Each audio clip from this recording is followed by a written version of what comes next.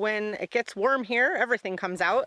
We get to see everything from the creepy crawlies that you want to call them, all the way up to the big carnivores, mountain lions and bears. It's a pretty cool place. We have just a ton of wildlife here, which is really awesome.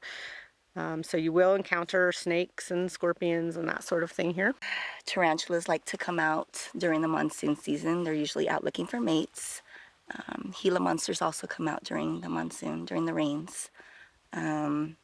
Actually, everything is just out during the summer, you know, everything's cooling down, getting food and water. So if you're out in the habitat, hiking, recreating, biking, whatever, just be aware of your surroundings. It's good to wear the right kind of clothing if you're going to do those things, closed-toed shoes, watch where you're putting your hands if you're scrambling over rocks and that sort of thing. And then if you're living here, it's really, really important to keep your yards clean. First of all, mice like places to hide and gather things, which then brings snakes in.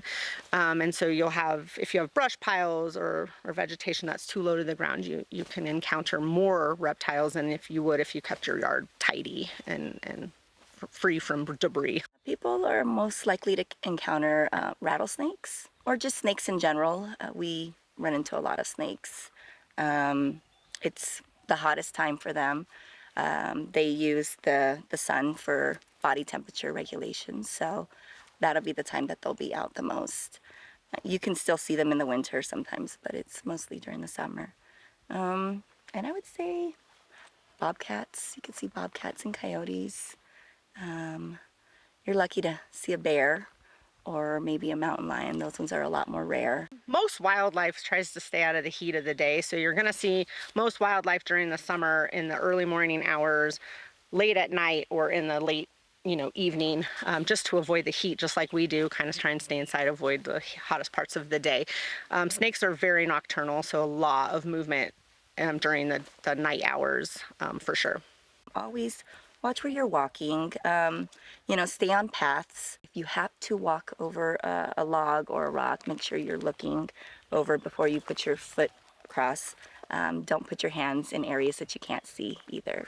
Definitely watch where you sit. If you are a good steward of your bird feeder, you're going to clean up underneath it, because as the seed falls, you bring in squirrels. Again, everything that we bring in as far as prey animals brings the predators behind it, and that could be coyotes, that could be snakes. So if you clean up daily underneath your bird feeder, you have less chance of getting those predators in your yard. So scorpions, they like to hide under rocks. At night you would see them out, so if you're walking at night you definitely want to be careful, but during the day you don't encounter them too much unless you're lifting rocks or logs, and that you want to be careful with. Scorpions, they do get in your house for sure. I guess the biggest thing I would say is, again, they're there for a reason. They are there to take their bug control, right? So they eat cockroaches and spiders. And so if we keep our areas clean and sort of free of those things, you have less potential to draw scorpions in. Likewise, if you're going outside, it's not a great place to not go with shoes. In Arizona, not only do we have scorpions and things that sting you, but we have really terrible goat heads and stickers that really hurt when you step on them. So I'd say if you're outside, wear shoes, flip-flops, something so that you aren't stepping on those creepy crawly little guys that can hurt you. People are a little nervous when it comes to coyotes, but they do come into areas where people live, and they're more habituated than other animals, but they're mostly just looking for food, looking for a quick meal.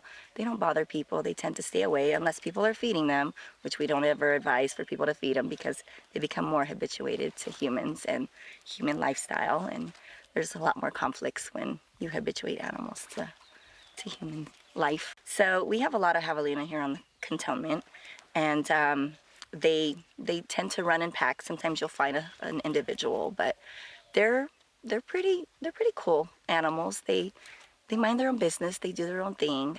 They have really poor eyesight, so they might come off a little more aggressive because they can't see really what's in front of them unless you're up close. And they are more protective when they have babies around. Otherwise, they're pretty cool, They don't bother you if you don't bother them. Like if you get bit by a mammal, bats in particular, so we never want anybody to handle them, those can carry rabies virus. So if you get something of that nature, then we want you to call us, and we'll come take care of it for you. We have a 24-hour, 7-day-a-week cell phone that we answer. It's the phone number's 520-678-8112, and a biologist will answer that phone call, and then we will adjust the response necessary based on what you're experiencing. Always be aware of your surroundings, and respect nature, especially the wildlife. They live here too, and, we kind of come into their home, so we can all live here peacefully and equally.